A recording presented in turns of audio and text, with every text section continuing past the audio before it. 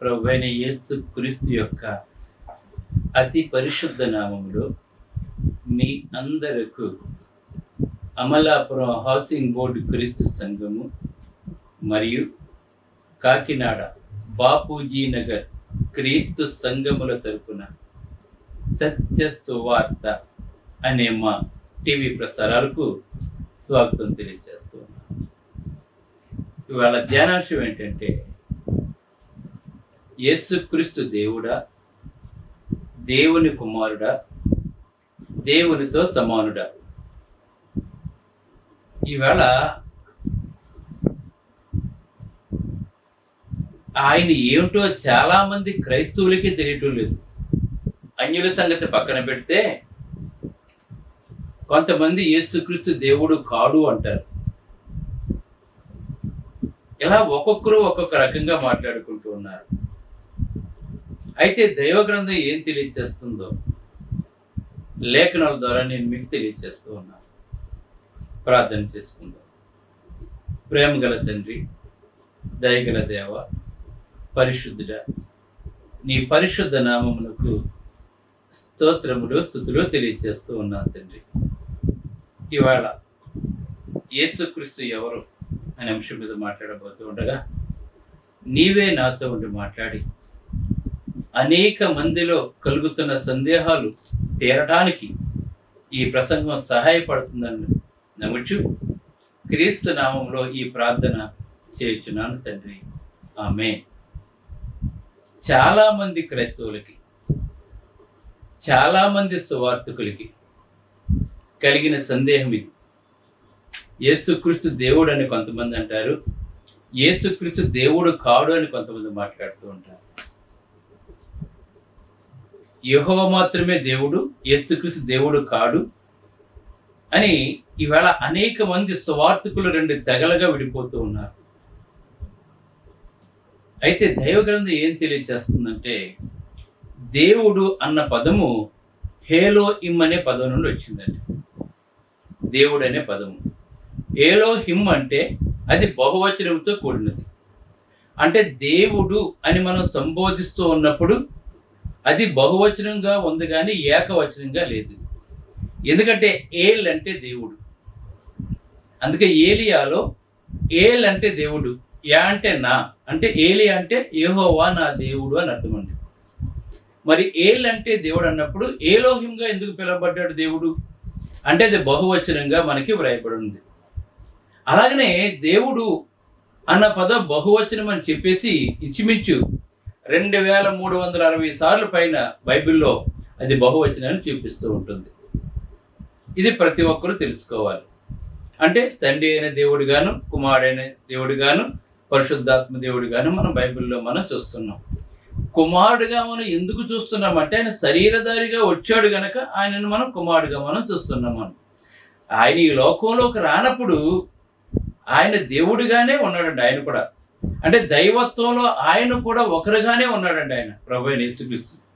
అందుకే యోహాను 1:1 నుంచి చూసినట్లయితే, ఆది యందు వాక్యము ఉండెను, వాక్యము దేవుని యొద్ద ఉండెను, వాక్యము దేవుడై ఉండెను అని మాట్లాడుతున్నాడు. అక్కడ వాక్యం ఏమైంది అంటే యేసు ప్రభు ఏమై ఉన్నాడు, దేవుడై ఉన్నాడు అని చెప్పేసి అక్కడ మనకు రాయబడి ఉన్నదండి. అక్కడ ఇంకా చూసినట్లయితే మనం ఎందుకు ఆయనను దేవుడిగా మనం పిలవాలి అని అన్నట్లయితే మత్తయి సువార్త 28:29 కూడా ప్రభువైన యేసుక్రీస్తు ఆయన మాట్లాడుతున్నారంటే, పరలోకమందును భూమి మీద నాకు అధికారం ఇవ్వబడి ఉన్నది.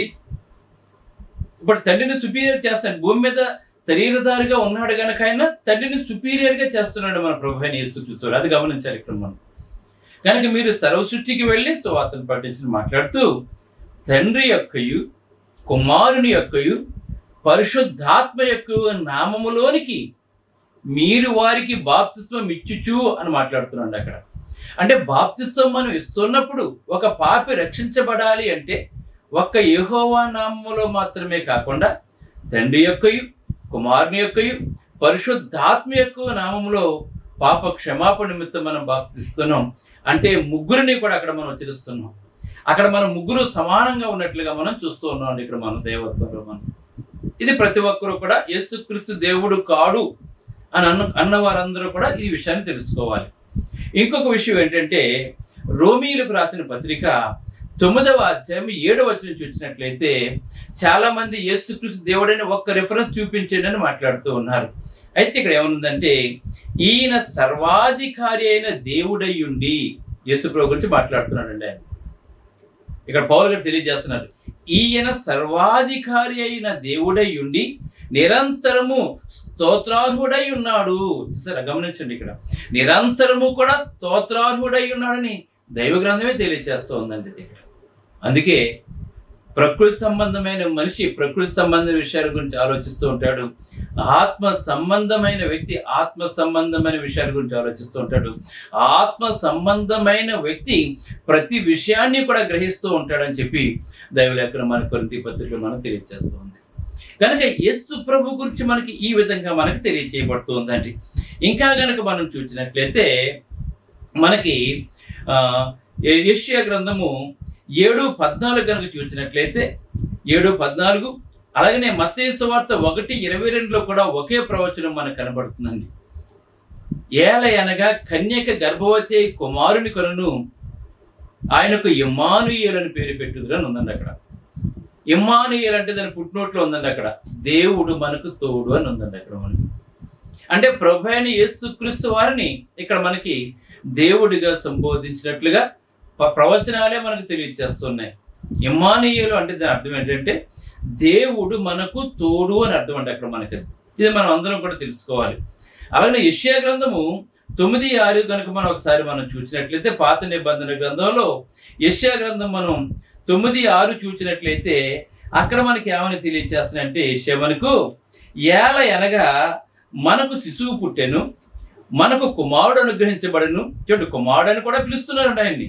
కుమారుడు అనుగ్రహింపబడెను, ఆయన భుజం మీద రాజ్యభారముడును. ఆశ్చర్యకరుడు యేసుప్రభు, ఆలోచనకర్త యేసుప్రభు. ఇంకా చూసినట్లయితే బలవంతుడైన దేవుడు అని ఉందండి ఇక్కడ మనకి. బలవంతుడైన దేవుడు, నిత్యుడగు తండ్రి, సమాధానకర్తయగు అధిపతి అయిన అతనికి పేరు పెట్టబడని చెప్పి మనకి ఇక్కడ వ్రాయబడి ఉందని మనకి. అంటే ఇప్పుడు బైబిల్లో ఉన్న వాక్యాలనే మనం మాట్లాడుకుంటున్నాం కానీ మన సొంత విషయాలు ఎప్పుడూ కూడా మనం మాట్లాడుకోకూడదండి, ఎప్పుడు కూడా. ఇంకా మీకా గ్రంథం 5:2 చూసినట్లయితే పురాతన కాలము మొదలుకొని శాశ్వత కాలము వరకు ఆయన ప్రత్యక్ష మగుచూ ఉంటుందండి. అంటే మధ్యలో వచ్చిన వాడు కాదండి యేసుక్రీస్తు ప్రభు. ఆయన పురాతన కాలం నుంచి కూడా ఉన్నాడండి ఆయన. అందుకే మనకి ప్రభు అయిన యేసుక్రీస్తుని తండ్రి అయిన దేవుణ్ణి ప్రభు అని పిలుస్తూ ఉంటారు. ప్రభు అయిన యేసుక్రీస్తుని కూడా ప్రభు అని పిలవటం జరిగిందని బైబిల్లో వ్రాయటం జరిగిందండి. ఆయన ప్రభువుగా పిలువబడ్డాడు, తండ్రి అయిన దేవుడని యెహోవా. అలాగనే ప్రభు అయిన యేసుక్రీస్తు కూడా ప్రభువుగా పిలువబడ్డాడండి. అంటే తండ్రి అయిన దేవుడు ప్రభువుగా పిలువబడినప్పుడు అక్కడ బైబిల్లో మనకి పెద్ద అక్షరాలు ప్రభు అని వస్తూ ఉంటాయి, యేసు ప్రభు గురించి రాసినప్పుడు చిన్న అక్షరాలు మనకు వస్తూ ఉంటాయి. అంటే ఆయన ప్రభువుగా పిలువబడ్డాడు, ఈయన కూడా ప్రభువుగా పిలువబడినట్లుగా మనం తెలుసుకోవాల్సిన వారమే ఉన్నాం మనం. ఇంకొక విషయం కూడా చూసినట్లయితే అది ఏంటంటే, లోకాసు వార్త 20వ అధ్యాయం 21 వచనం కనుక మనం చూసినట్లయితే, లోకాసు వార్త 5వ అధ్యాయం 20 నుంచి 21 చూసినట్లయితే ఇక్కడ ప్రభు అయిన యేసుక్రీస్తు వారు ఆయన ఏం చేశారంటే, ఆయన ప్రభు అయిన యేసుక్రీస్తు వారు లోకాసు వార్త 5వ అధ్యాయంలో కనుక మనం చూసినట్లయితే ఇక్కడ దైవ గ్రంథంలో రాయబడిన విషయాన్ని మనం ఒకసారి మనం చదువుకుందాం. 20 నుంచి చూసినట్లయితే లోకాసు వార్త 5:20 నుంచి 21 చూసినట్లయితే ఇక్కడ ఇలా ఉందండి. ఆయన వారి విశ్వాసము చూచి, మనుషుడా నీ పాపములు క్షమించబడి ఉన్నవని వారితో చెప్పాడండి. అంటే ప్రభు అయిన యేసుక్రీస్తు వారు ఆయన ఏం చేశారంటే, నలుగురు మనుషుల మంచం మీద లేవలేని ఒక వ్యక్తిని తీసుకుని వచ్చి, పక్షవాయువుతో బాధపడుతున్నాడు తీసుకుని వచ్చి ప్రభు అయిన యేసుక్రీస్తు వారి దగ్గరికి తీసుకుని వచ్చినప్పుడు యేసు ప్రభు ఆయన ముందు మొదటిగా ఆయన ఏం చేశారంటే స్వస్థపరచలేదండి. ఆయన మొదటగా మాట్లాడిన మాట ఏంటంటే, నీ పాపములు క్షమించబడి ఉన్నవని వారితో చెప్పాడండి. ఆ తర్వాత బాగు చేశాడండి ఆయన. అప్పుడు శాస్త్రులను పరిచయులను దేవదూషణ చేయుచున్న ఇతడెవడు, దేవుడు ఒక్కడే తప్ప మరి ఎవడనో పాపములు క్షమింపగలని ఆలోచించుకొనసాగిరండి. అంటే ఇక్కడ మనం అర్థం చేసుకోవాల్సింది ఏంటంటే, నీ పాపములు క్షమించబడి ఉన్నాయి అని మొదట ప్రభు అయిన యేసుక్రీస్తు వారు చెప్పి స్వస్థపరిచాడు గనక ఆ మాటను విన్న శాస్త్రులు పరిచయులు పాపములు క్షమించే అధికారము దేవునికి మాత్రమే ఉన్నది కానీ ఇతనెవడు దేవదూషణ చేస్తున్నారని మాట్లాడుతున్నారండి. అంటే పాపములను క్షమించే శక్తి దేవునికి మాత్రమే ఉన్నది కనుక యెహోవాకి ఎలాగైతే ఉందో ప్రభు అయిన యేసుక్రీస్తు వారు కూడా అలాగున్నది కనుక ప్రభు అయిన యేసుక్రీస్తు వారిని కూడా మనం దేవుడిగా సంబోధించవచ్చును. అలాగనే యోహాను రాసిన మొదటి పత్రిక 14వ అధ్యాయము 9వ వచనం 2వ లైన్ నుంచి 11 వచనాలు కనుక మనం చూసినట్లయితే ఇక్కడ మాట్లాడుతున్నాడండి. నన్ను చూచిన వాడు తండ్రిని చూచి ఉన్నాడు అని మాట్లాడుతున్నాడు. అంటే చూడండి, ఇద్దరు కూడా ఈక్వల్గా ఉన్నట్లుగా, అంటే స్వరూపంలో కానీ వ్యక్తిత్వంలో కానీ పనులలో కానీ అన్ని రకాలుగా కూడా అందుకే మాట్లాడుతున్నాడు. నన్ను చూచిన వాడు తండ్రిని చూచి ఉన్నాడు, తండ్రి యందు నేనును నా యందు తండ్రియు ఉన్నామని నీవు నమ్ముట లేదని అడుగుతున్నాను. ఇక్కడ గమనించండి, ఇక్కడ నేనేమో తండ్రి యందు ఉన్నాను, తండ్రి ఏమో నా యందు ఉన్నాడు. మరి ఈయన అంటే దైవత్వంలో అందరూ తండ్రి అయిన దేవుడు, ప్రభు అయిన యేసుక్రీస్తు, పరిశుద్ధాత్మ కలిసి ఉన్నట్లుగా మనం చూస్తూ ఉన్నాం ఇక్కడ మనం. కానీ భూమి మీద కుమారుడుగా పిలువబడిన మాట నిజమే. ఆయన దేవుని కుమారుడుగా పిలువబడ్డాడు, మనుషు కుమారుడుగా కూడా పిలువబడ్డాడు. ఆయన మనుషుడుగా ఉన్నా కూడా దైవత్వాన్ని విడిచిపెట్టలేదండి. ఆయన నేల మీద నడిచాడు అంటే, చనిపోయిన అతను బాగు చేశాడు అంటే ఆయన దైవత్వాన్ని కోల్పోలేదు. దేవుడు కాకుండా ఎలా చేయగలరు ఇవన్నీ కూడాను? నేను ప్రాణం పెట్టగలను, మరలా తీసుకోగలను చెప్తున్నాడండి ఆయన. గమనించండి, ఇవన్నీ కూడా మనం అర్థం చేసుకోవాలి మనం ఇవన్నీ కూడాను. ఇంకా చూసినట్లయితే యోహాను రాసిన మొదటి పత్రిక 5వ అధ్యాయము 19 నుంచి 23 చూసినట్లయితే తండ్రిని ఘనపరుచున్నట్లుగా అందరూ కుమారుని ఘనపరచవలని మాట్లాడుతున్నాడు. ఇక్కడ తండ్రిని ఎలాగైతే ఘనపరుస్తున్నామో అదే విధంగా కుమారుని కూడా ఘనపరచవలని తీర్పు తీర్చుటకు సర్వాధికారము కుమారునికి అప్పగింపబడి ఉన్నది అని మాట్లాడుతూ, కుమారుని ఘనపరచని వాడు తండ్రిని ఘనపరచని వాడు కాదని మాట్లాడుతాడు ఇక్కడ. అంటే ప్రభు అయిన యేసుక్రీస్తుని ఎవరైతే ఘనపరుస్తారో వాళ్ళే తండ్రిని కూడా ఘనపరుస్తున్నారు. ప్రభు అయిన యేసుక్రీస్తు దేవుని కుమారుడు కాదని చెప్పి ఆయన ఘనపరచకపోయినట్లయితే తండ్రిని ఘనపరిచినట్లు కాదు అని చెప్పి ఇక్కడ దైవలేఖనం మనకి తెలియజేస్తుంది. ఇవన్నీ కూడా యేసుక్రీస్తు దేవుడు కాదు అన్న ప్రతి ఒక్కరూ కూడా తెలుసుకోవలసిన విషయాలని చెప్పి నేను వాక్యానుసారంగా నేను మీకు తెలియజేస్తూ ఉన్నాను. నేను ఇంకా చూసినట్లయితే మాట చూడండి, ఇక్కడ ఒకప్పుడు పరిచయులు కూడి ఉండగా యేసు వారిని చూసి, క్రీస్తుని గూర్చి మీకేమి తోచుచున్నది? ఆయన ఎవని కుమారుడని అడిగాను. వారు ఆయన దావీదు కుమారుడని చెప్పిరి. అందుకని అలాగైతే నేను నీ శత్రువులను నీ పాదముల కింద ఉంచు వరకు నీవు నా కుడిపార్శ్వమున కూర్చున్నమని ప్రభువు నా ప్రభువుతో చెప్పాను ఉందండి ఇక్కడ. అంటే ప్రభువు నా ప్రభువుతో చెప్పును అని దావీదు ఆయనను ప్రభు అని ఆత్మ వల్ల ఎలాగూ చెప్పుచున్నాడు? దావీదు ఆయనను ప్రభు అని చెప్పిన ఎట్లా ఆయన ఎలాగతనికి కుమారుడు అగ్ని వారిని అడగగా ఎవరు కూడా మాట్లాడలేకపోయారు. అంటే తండ్రి ప్రభువుగా పిలువబడుతున్నాడు, కుమారుడు కూడా ప్రభువుగా పిలువబడుతున్నాడు. అందుకే ఇక్కడ మాట్లాడుతున్నాడు అనమాట. ఏమని మాట్లాడుతున్నాడు అంటే, ప్రభువు నా ప్రభువుతో చెప్పును అని ఉందండి ఇక్కడ మనకి. అంటే గమనించండి, ఇక్కడ మనకు సమానంగా మనం చూస్తూ ఉన్నాం మనం ఇక్కడ మనం. అలానే యోహాను సువార్త 8వ అధ్యాయము 53 2వ లైన్ నుంచి 54 చూసినట్లయితే ఇక్కడ నన్ను మహిమపరుచుకుని ఎడల నా మహిమ ఒట్టిది. ఇక్కడ మా దేవుని మహిమపరచిన ఎడల నా మహిమ ఒట్టిది.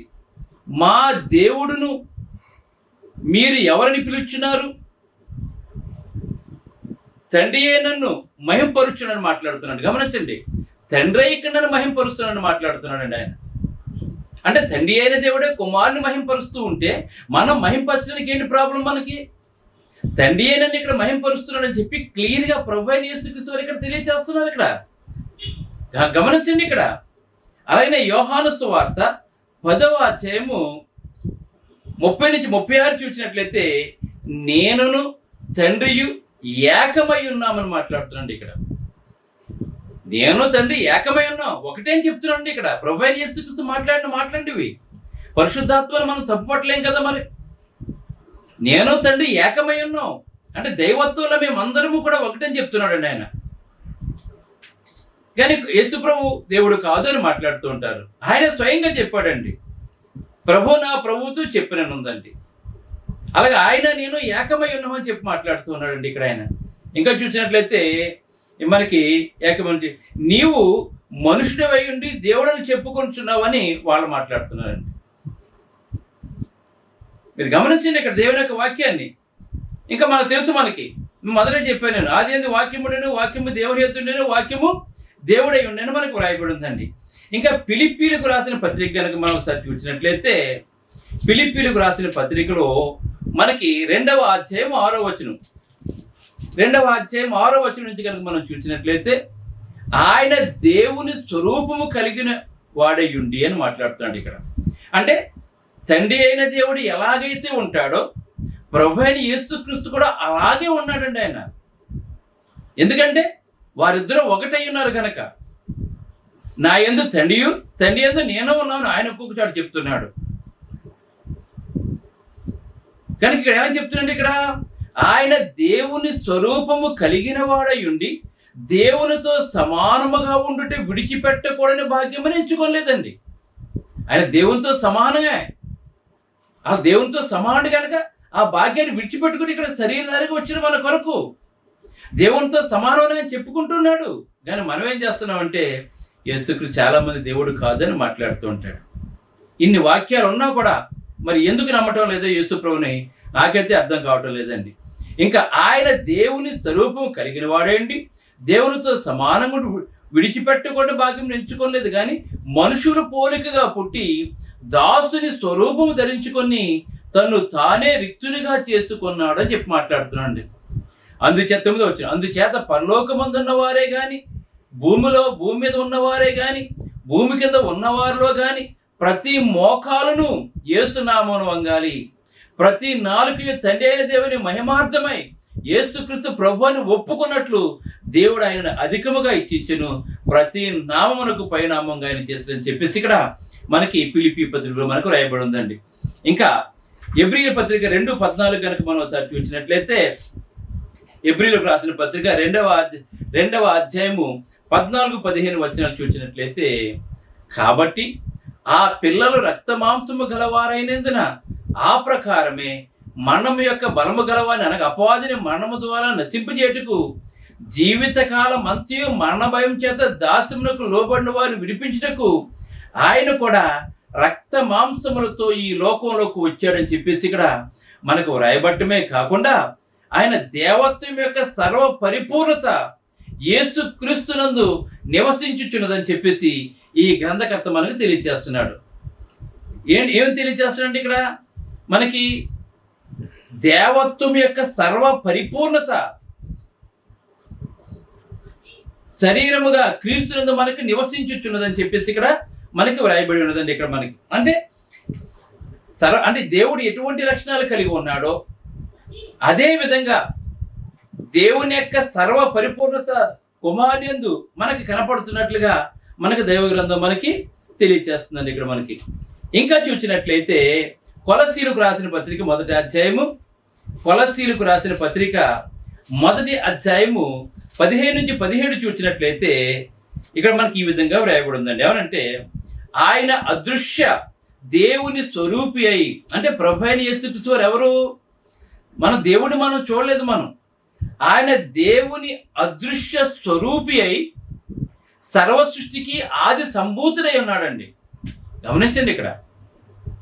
అంటే ప్రభు అయిన యేసుక్రీస్తు వారు అదృశ్య దేవుని స్వరూపి అయి ఉన్నాడండి. అంటే మనం చూడలేని మన దేవుడు ఎలాగైతే ఉంటాడో ప్రభు అయిన యేసుక్రీస్తులో మనం చూస్తున్నాం. మనం అదృశ్య దేవుని స్వరూపే సర్వ సృష్టికి ఆది సంభూతుడై ఉన్నాడండి ఆయన. అంటే సర్వ సృష్టికి అంటే ఆది సంభూతుడు అంటే దేవుడు కాకపోతే మరి ఇంకేమంటాం ఆయన? మనం సంభూతుడై ఉన్నాడు. ఏలైనగా ఆకాశమందున్నవి, భూమి అందున్నవి, దృశ్యమైనవి కానీ అదృశ్యమైనవి కానీ, అవి సింహాసనములైనను, ప్రభుత్వములైనను, ప్రధానులైనను, అధికారులైనను సర్వమును ఆయనందు సృజించబడును. ఎవరి ద్వారా? యేసుక్రీస్తు ద్వారా సృజించబడును. సర్వమును ఆయన ద్వారాను ఆయనను బట్టి సృజించబడును. చూసారా? సమస్తము కూడా ఆయనను బట్టి ఆయన ద్వారా సృజించబడినట్లుగా మనం చూస్తున్నాం. కనుక దీన్ని బట్టి మనం గమనించాలి. ఎందుకంటే మీకు చాలా రిఫరెన్స్లు ఇవాళ తీసి చూపించాను నేను. దేవత్వ యొక్క సర్వపరిపూర్ణత యేసుక్రీస్తులో కనపడుతూ ఉంది. అలాగనే ఈయన సర్వాధికారి అయిన దేవుడైండు, నిరంతరము స్తోత్రుడై ఉన్నాడని చెప్పి రోమా 9:5 మనకు తెలియజేస్తున్నాడు. కనుక పాపమును క్షమించే దేవునికి మాత్రం అది ప్రభువైన యేసుక్రీస్తు వరకు కూడా చేశాడు. కనుక ఆయన దేవుని కుమారుడుగా పిలువబడ్డాడు, దేవునితో సమానంగా కూడా పిలువబడ్డాడు. కనుక ఆయన దేవుడిగాను మనం పిలవచ్చు. కానీ ఇక్కడ మనకి ఆయన శరీరధారికి ఈ లోకంలోకి వచ్చాడు కనుక, ఆయన మన నిమిత్తం చనిపోయాడు కనుక, సమాధి చేయబడ్డాడు కనుక, ఆయన యొక్క రక్తంతో మన పాపములు కడిగి ఆయన యొక్క రక్తంతో ఒక సంఘాన్ని స్థాపించాడు కనుక మనం ఏం చేయాలంటే ప్రభు అయిన యేసుక్రీస్తు ద్వారా తండ్రి అయిన దేవుని మనం కనపరచవలసిన వారమే ఉన్నాం. ఎందుకంటే ఆయన శరీరధారిగా వచ్చాడు కనుక తండ్రి అని చెప్పి ఆయన సంబోధించినట్టుగా మనం చూస్తున్నాం. కనుక ఆయన దేవుడు, దేవుని కుమారుడు, దేవునితో సమానం అని చెప్పి దైవలేఖనం తెలియజేస్తుంది. కనుక ఈ వాక్యాలు మీరు అందరూ కూడా రిఫరెన్స్లన్నీ కూడా చూడండి. మీరు యేసుక్రీస్తుని ఎప్పుడు కూడా తక్కువ అంచనా వేయకండి. కుమారుని గణపరిస్తేనే తండ్రిని గణపరిచినట్లు, కుమారుని గణపరచకపోతే తండ్రిని గణపరిచినట్లు కాదు. నా యందు తండ్రి యందు నేను ఉన్నామని చెప్పి ఆయనే చెప్తున్నాడు. కనుక ప్రభు అయిన యేసుక్రీస్తు వారు ఆయన లోకరక్షకుడు కనుక ఆయన దేవునితో సమానుడిగా మనం చూడవలసిన వాడై ఉన్నాం. ఆయన మనం దేవునిగా కూడా పిలవలసిన వారై ఉన్నాం. మనం ప్రార్థన చేసుకుందాం. పరిశుద్ధుడైన తండ్రి, పరలోకమందున్న దేవ, నీ పరిశుద్ధ నామమునకు స్తుతులు తండ్రి. ఇంతవరకు తండ్రి చాలా మందికి తండ్రి కన్ఫ్యూజ్ చేసుకుంది ప్రభా. మరి ఆ కన్ఫ్యూజన్ అంతా కూడా తీసివేయటానికి తండ్రి ప్రసంగం చెప్పడం జరిగింది. కనుక మరి తండ్రి కుమారుని ద్వారా నిన్ను గణపరచాలి తండ్రి. కనుక నాయన ఆయన మనుషుడిగాను ఉన్నాడు, దేవుడిగాను కూడా ఈ లోకంలో ఉంటాం మేము చూస్తాం తండ్రి. కనుక గ్రంథం ద్వారా మేము తెలుసుకున్నాం. కనుక ప్రతి ఒక్కరు యేసుక్రీస్తు నామం ద్వారా నేను గణపరిచే పొందే చేయమని, ఈ సత్యం ప్రతి ఒక్కరూ తెలుసుకున్నా చేయమని వేడుకుంటున్నాం తండ్రి. ఆమేన్. మీ అందరికి వందనములు. బ్రదర్ జార్జ్ రాజు వారా, church of Christ, housing board, Amalapuram, near KIMS medical college, Konaseema district, 523201. Mobile number 9848730355, 92933174174. Email ID georgerajuvara@gmail.com. Website www.helpingforpoor.com.